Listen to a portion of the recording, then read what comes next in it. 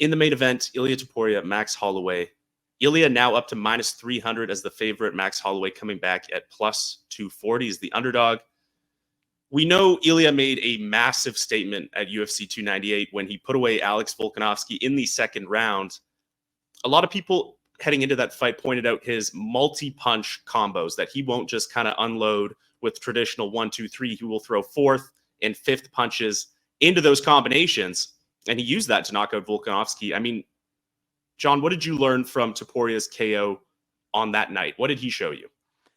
Well, he's as special as a lot of his believers suggested he was. And oftentimes when you and I have spoken about him in the past, or I have pontificated about him in the past, we've talked about him and his team sort of working in silence. And it wasn't really until the shine came and the fights got bigger that people got to know just how collected an individual, how self-believing an individual this was, and just how confident he is in all phases of mixed martial arts. So this is a grappler, Ethan, right? This is a guy who started training jiu-jitsu under his father when he was 4 years of age.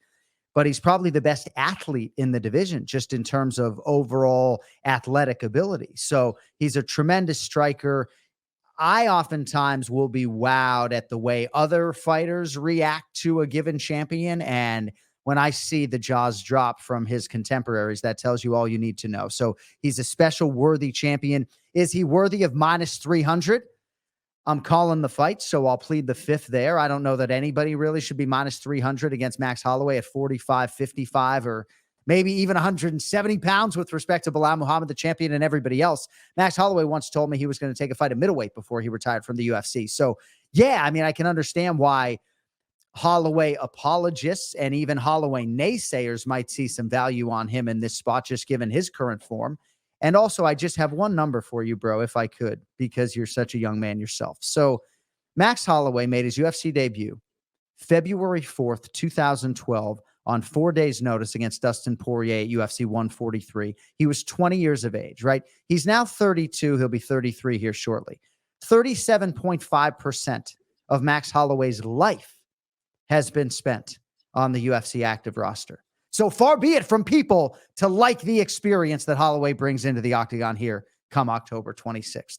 Nearly 40% of his life, my man.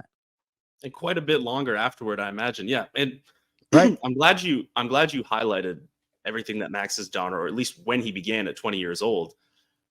And I mean, it's crazy to say this about a guy who is just an all-time dude, a guaranteed UFC Hall of Famer, basically. After UFC 300, that knockout, John, do you feel like that's the highest his stock has ever been? And that's something crazy to say, I think. It's a great question, especially formed that way, right? They tell us in our ESPN conferences that you shouldn't ask yes or no questions, but I think that's a really good yes or no question. And there is times in which you should ask them. Yeah, I think his stock has probably never been higher. And I hope I'm not spoiling anything, but we've got some great content coming up with Oddshark in the weeks to come here when it comes to the greatest Max Holloway moments. And far be it from me or you or anybody else to try to pare it down to 3. But how do you top what he did at UFC 300?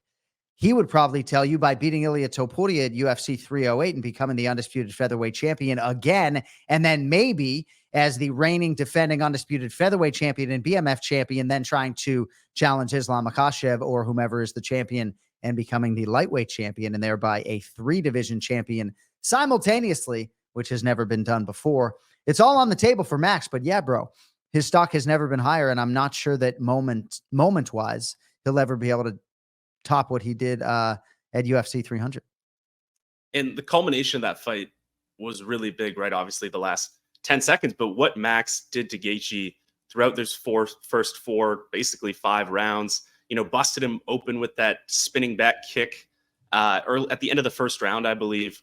I mean, he looked great. He really, really did. And then, of course, at the end, he points to the center, and then all hell breaks loose. John, since Holloway did that, and he's done that before, not just at UFC 300, we've seen a lot of fighters try to emulate that, right? On prelims, on the main card, do that same thing. I mean, what do you think about the phenomenon of just fighters generally trying to emulate that let's point down and let's throw down concept? I don't mind it, right? I know the fans latch on to it, right? But there is but one Max Holloway, and selectively he's done this, right? He did it against Ricardo Lamas famously, and it was at the perfect time with the perfect opponent, and it ended up being a near perfect result in terms of maybe some of the action that transpired thereafter. I say near perfect because you just can't draw it up any better than UFC 300, right? We're hearkening back to this right now, and it is fundamentally absurd that on an event like that, right? I mean, UFC 400 would happen 8 years later in theory, that you would have a BMF title fight like that, that probably should have been the main event, right? And it ends up ending like that. You just, you just can't make it up. And it opens up so many different conversations as far as Max at 55 and everything else. It's just such an exciting result. And it's, it happened so recently, and yet it feels like it happened a long time ago, because here we are. He's in a different division, a division that, he realized a lot of success in, competing for the ultimate prize yet again. Yeah, and one more on this fight before we tail into the rest of the card. But these two guys have also gone back and forth with quite a bit of trash talk. I know Ilia is no stranger to grabbing the mic and saying how he feels. I know Brendan Fitzgerald was in there mediating one of the interviews. Jon, have you gleaned anything at all beyond maybe just general entertainment from these two back and forth at each other?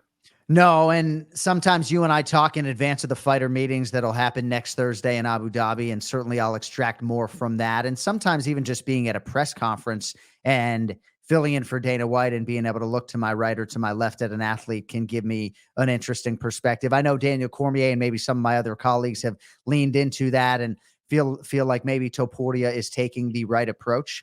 Far be it from me to disagree or lean less into it than people who have actually been there and done that and competed. But yeah, not much meat on the bone when it comes to that. I don't know that Max Holloway is the type of guy that you are going to sort of occupy headspace within or affect on fight night. He's competed a lot in Abu Dhabi. I think it's really about the fight before the fight for Holloway, the weight cut, more than dealing with a chirpy, at times mosquito-like opponent.